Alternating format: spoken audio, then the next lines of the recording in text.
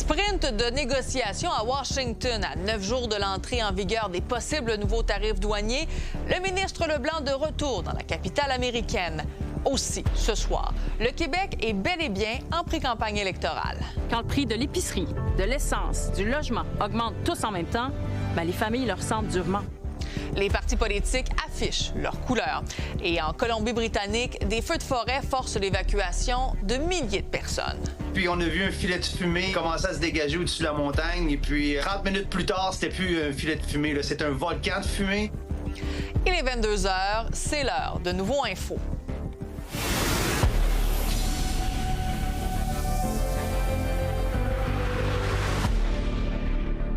Bonne fin de soirée, tout le monde. Le temps presse pour trouver une entente avec les États-Unis. Les représentants du gouvernement canadien multiplient les visites à Washington pour trouver un accord et ainsi éviter l'imposition de nouveaux possibles tarifs douaniers de 50 % la semaine prochaine.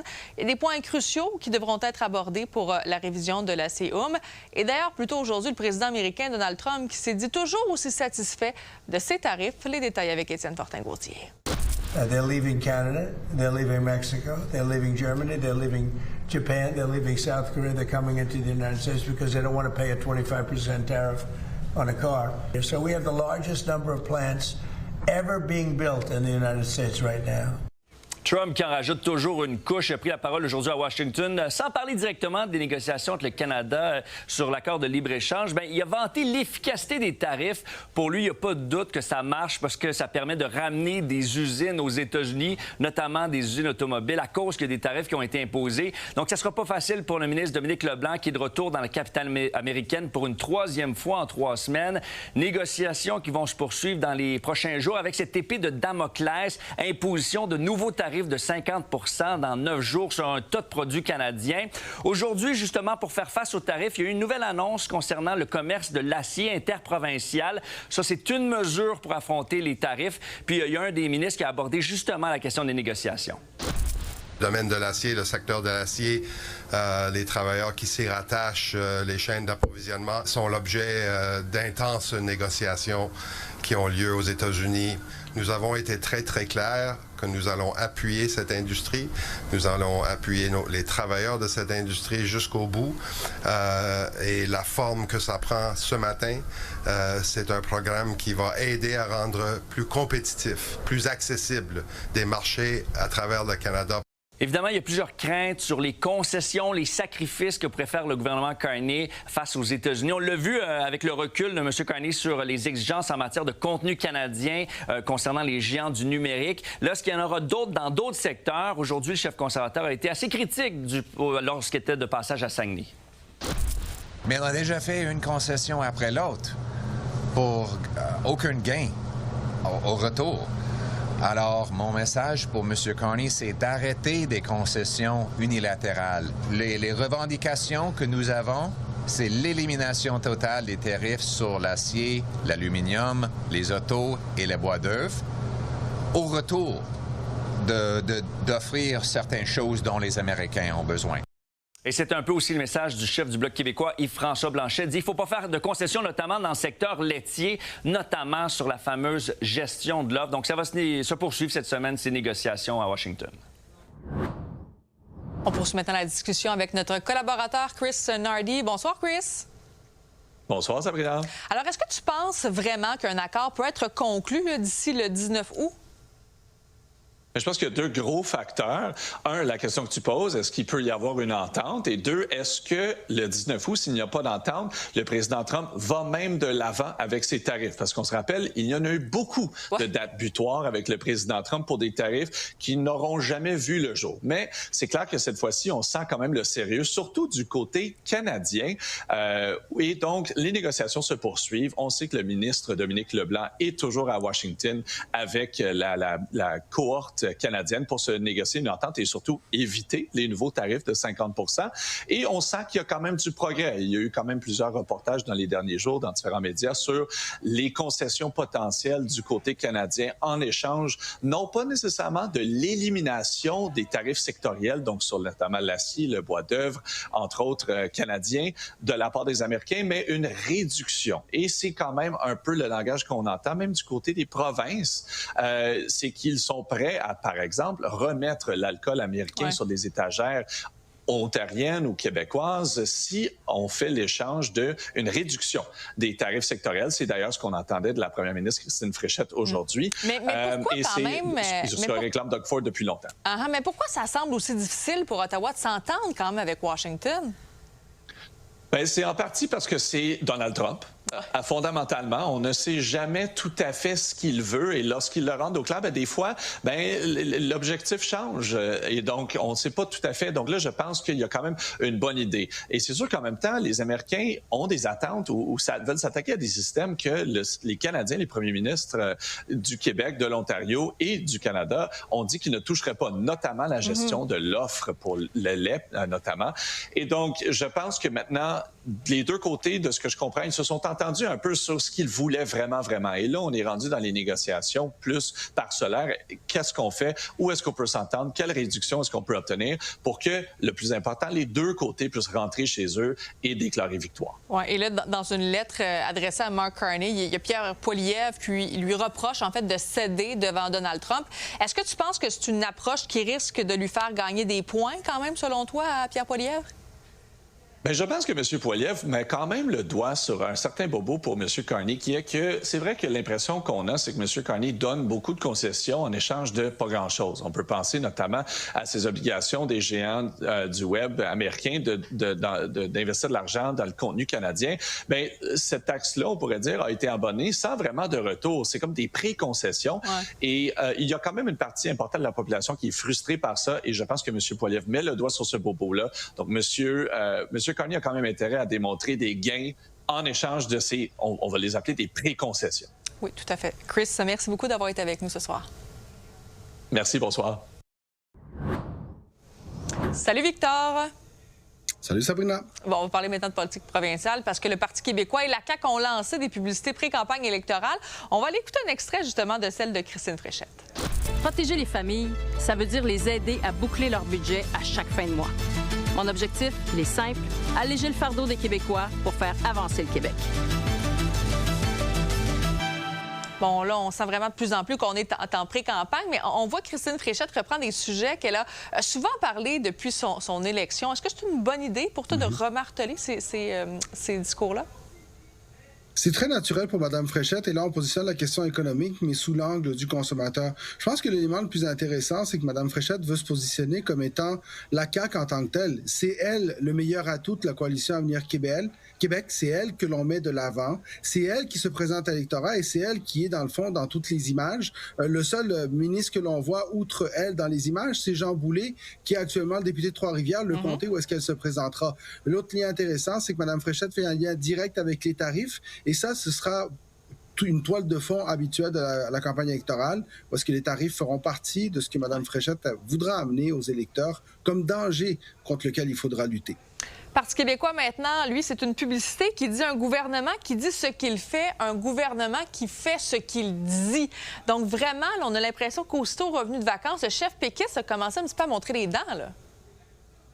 Le chef péquiste s'est assuré de ce que font les partis d'opposition, justement, lorsque d'abord il faut défaire le gouvernement. On sait qu'il y a une volonté de changement au Québec actuellement, mais il faut la cristalliser, cette volonté-là. Donc, avant même d'être une option de gouvernement, il faut s'assurer que les Québécois veulent changer de gouvernement. Et ici, ce que le Parti québécois a fait, c'est de rappeler aux Québécois qu'il y a peut-être des promesses qui ont été brisées de la part du gouvernement précédent et peut-être même des gouvernements précédents, parce que je ne serais pas surpris qu'on n'embarque pas juste la CAQ dans cette question des gouvernements qui font ce qu'ils disent, et peut-être même les libéraux pourraient se retrouver à devoir se justifier là-dessus. On est en pré-campagne, donc on peut passer ces messages-là avant de parler de ses propres propositions. Et là, en terminant, bon, les sondages, bien sûr, vont commencer à se multiplier, mais là, il y a des résultats dévoilés partiels d'un sondage Léger Québécois qui dit quand même qu'il y a un Québécois sur deux qui est indécis par rapport aux prochaines élections. Comment on peut interpréter cette statistique-là?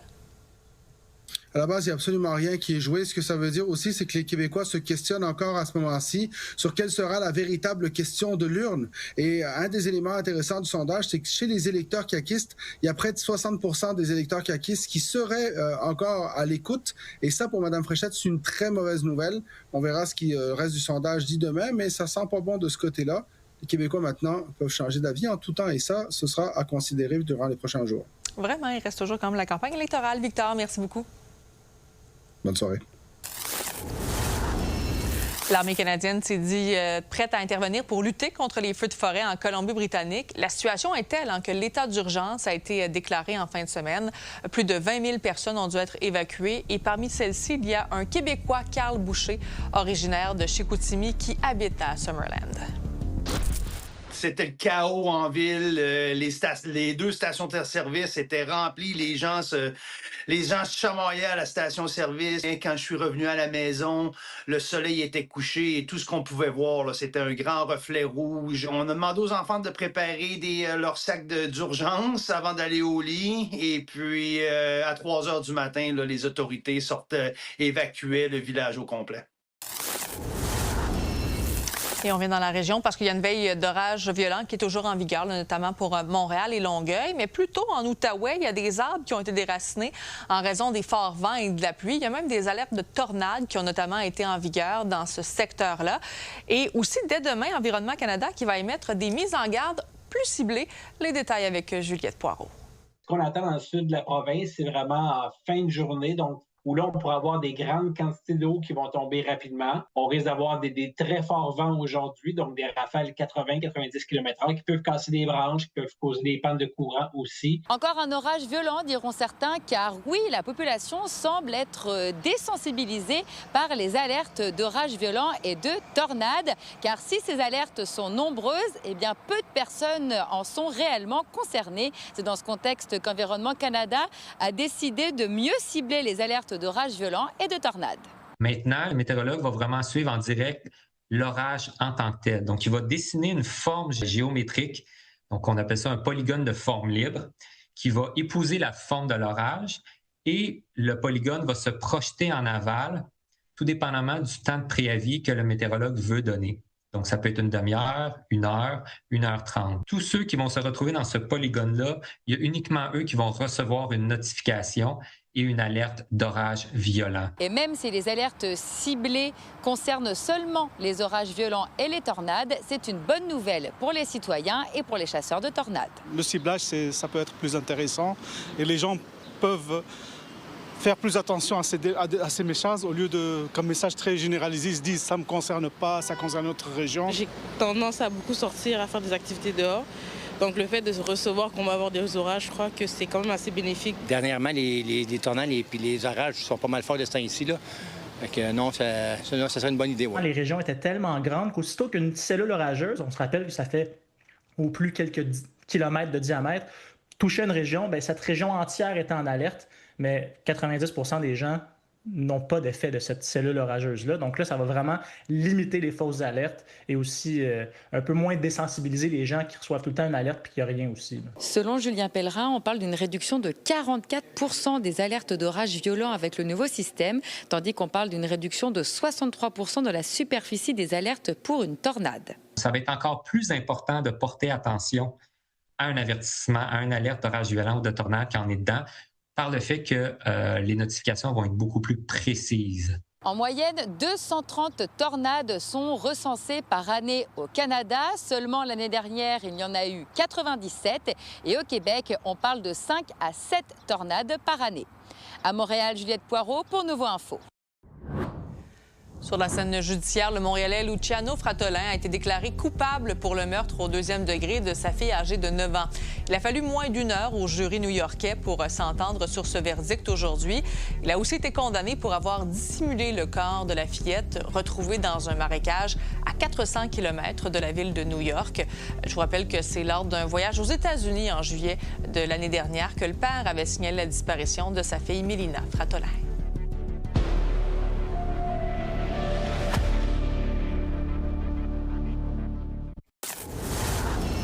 Les adolescents vivent de plus en plus avec des enjeux de santé mentale. C'est ce que révèle un sondage de Tel Jeune. D'ailleurs, le service d'aide profite de la campagne électorale pour venir demander aux partis politiques de reconnaître l'adolescence comme une étape distincte. Marie Cassimard a plus de détails. Est-ce qu'à 15 ans, on a les mêmes besoins, les mêmes priorités qu'à 29 ans? La question se pose. Et pourtant, la politique jeunesse du Québec, dont l'objectif est d'aider les jeunes à être plus autonomes, à prendre plus leur place, englobe tout le monde qui est âgé entre 15 et 29 ans. Les adolescents de 12 à 17 ans, c'est une période de développement en grande effervescence.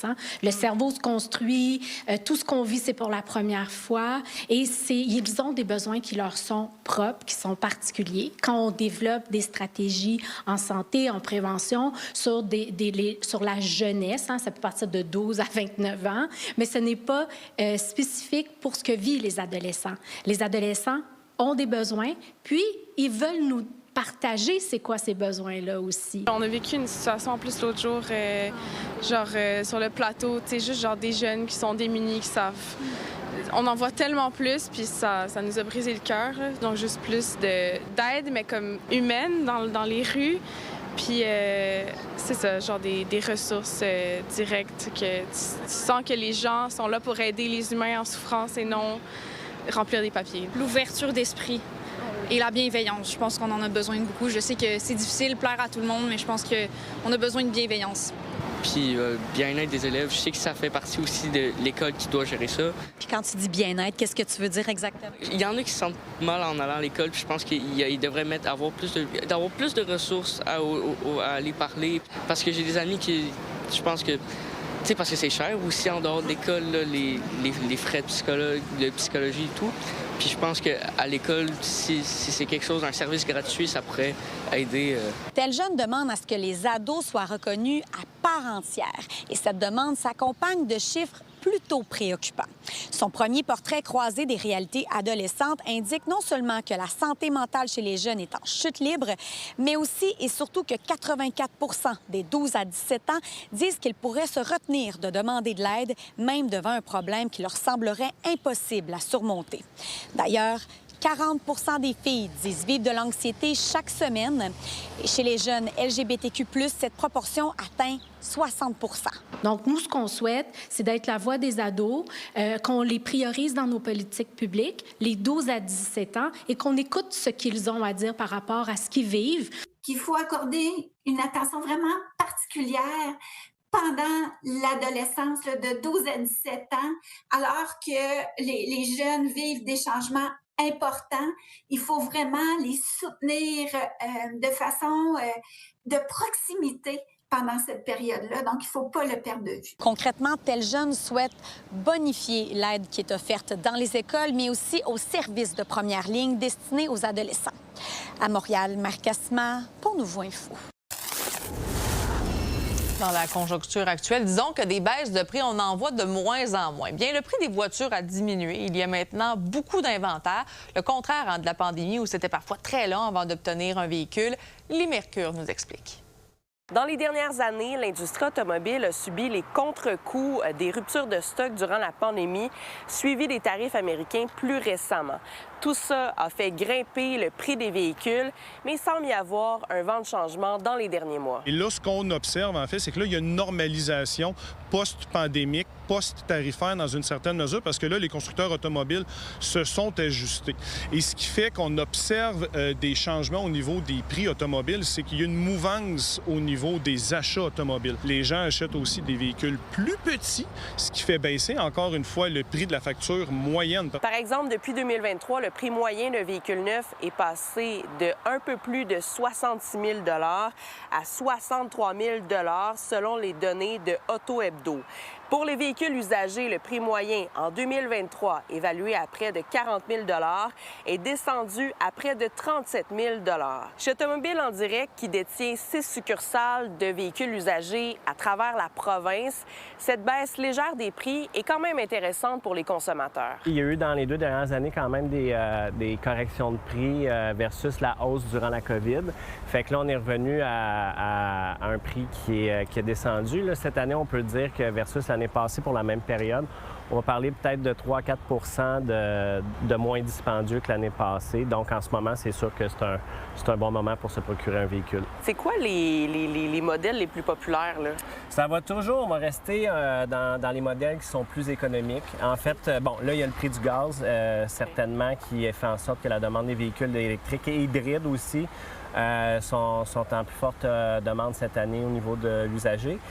Puis aussi, sinon, on va regarder, ça va être dans chaque modèle, les versions les plus économiques vont être le plus en demande. Disons, moi, je me cherche une voiture, là, mais je ne suis pas prête pour le moment. Est-ce qu'avec ce qui se passe sur le marché actuellement, je devrais me précipiter ou je devrais attendre? Bien, en fait, moi, je me précipiterai pas pour le moment parce que là, il va y avoir les négociations de la CEUM qui vont stabiliser encore des choses parce que là, beaucoup de constructeurs automobiles sont dans l'attente de voir qu'est-ce qui va se passer. Donc là, on est un peu en mode patience dans l'industrie. Je m'attends à ce que si tout va bien dans les négociations, parce que c'est clair qu'au niveau fédéral, un des principaux éléments qu'on va vouloir négocier, c'est d'annuler les tarifs sur le parc, la production automobile canadienne. Donc ça, il risque d'avoir des modifications. Et si on l'annule d'un bord, ça va probablement être, on l'espère, annulé de l'autre côté aussi. Donc, moi, personnellement, c'est encourageant de voir qu'il y a une tendance vers la baisse des prix automobiles. Les petites voitures qui consomment peu d'essence et les petits VUS sont parmi les véhicules les plus recherchés dans la province. Et fait intéressant, le véhicule le plus populaire au Québec, c'est la Hyundai Elantra, tandis que dans le reste du Canada, c'est le Ford F-150, donc deux véhicules assez différents. À Saint-Hubert, Lily Mercure, pour Nouveau Info.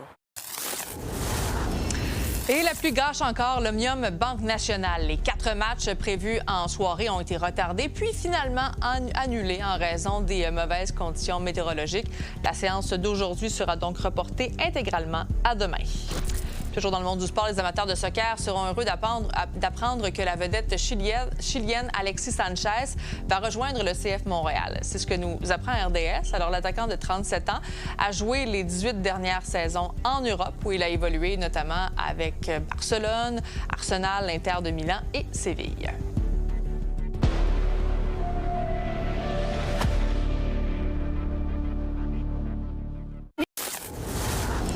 L'état d'urgence a été décrété en Colombie alors qu'un tremblement de terre de magnitude 7,4 a frappé l'ouest du pays.